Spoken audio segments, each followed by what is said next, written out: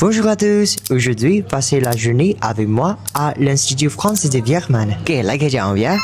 ကဲထုံးစံတိုင်းမနက်ခင်းလေးတော့မိုးရင်းကားလေးနဲ့စာယူဖွင့်လိုက်ပါတယ်ဒီကတော့မနက်စာကို9နာရီကျော်မှစားဆိုပြီးဗိုက်စာနေရနဲ့ပဲအများကြီးစားမယ်ဆိုပြီးတော့ထည့်လိုက်မိရဟင်းရည်တွေကလည်းပြည့်ပြည့်လေးနဲ့စားခြင်းစရာလေးပြဒီမှာငှက်ပြောဥတွေဘဲဥတွေရောစုံမဲဆိုတော့လေအကြော်ကြီးလည်းထည့်ပြီးတော့ကျွန်တော်လည်းအားပါစားရတာပဲဒါပေမဲ့ကျွန်တော်ဓာတ်မတက်ရတခုရှိရအိမ်မိုးရင်းကောက်ကျွန်တော်ဘယ်တော့မှဒီ3လေးလောလောထပ်ပို့ပြီးမစားနိုင်အောင်စားပြီးဝိုင်းပြန်ပြီးတော့လေအဲ့လိုအန်ဂျင်တလို့ဘာလို့ဖြစ်လာလို့မစားလို့ကောင်းခဲ့ပါတယ်ဗျနေ့လေကြတော့ကျွန်တော်ပြင်သိရင်ကျင်းမှုဌာနမှာ British Council တက်ပါတယ်ဗျဟေးဒီနေ့တော့ဒီမှာ fermented juice လေးတွေကို free တိုက်နေရပါဗျအဲ့လေးလည်းတော့ပြီးတော့ try လိုက်အောင်ဒါလေးတွေက organic အချင်းဖောက်ထားတဲ့ juice လေးပါဗျအရသာလေးကတော့မစိုးတောက်လို့ကောင်းရင်ပဲကျွန်တော်တော့မခံနိုင်ပါဘူးအဲ့တော့မတောက်နိုင်ခဲ့ဘူးပေါ့ဗျာပြီးရင်တော့စာတင်တင်ပြီးတော့ကျွန်တော်15မိနစ်မုတ်စားနာပါတယ်ဒါကတော့ရုပ်ကြောကြောနဲ့တဟိုးပါမအကိုကြီးပေါ့ဗျာစကားတွေပြောကြလေးတွေဖုတ်ကြနဲ့တော်တော်လေးတော့ကြာသွားလိုက်တယ်လိုက်တင်ကောင်းတော့ဓာတ်ပုံတွေလည်းရိုက်ကြနေဗျပြောစရာကြီး British Council ကျွန်တော် weekend မဲ့တက်နိုင်လို့ပေါ့ဗျာမဟုတ်ရင်တော့ weekday တက်ချင်တာကဲဒုတိယအချိန်မှာလည်းစာအာရုံစိုက်လိုက်ပါအောင်မယ်အဲ့လိုနဲ့တိုင်ရင်နဲ့ပြီးတော့ကျွန်တော် campus တွေကိုရှောက်လိုက်ကြပါတယ်ဗျာတော့ဒီမှာရှိတဲ့ကန်တင်းပေါ့ဗျာဈေးကတော့ကြီးတယ်အဲ့တော့ရှေ့ပဲတောက်ပြီးတော့စကားပြောကြပါလို့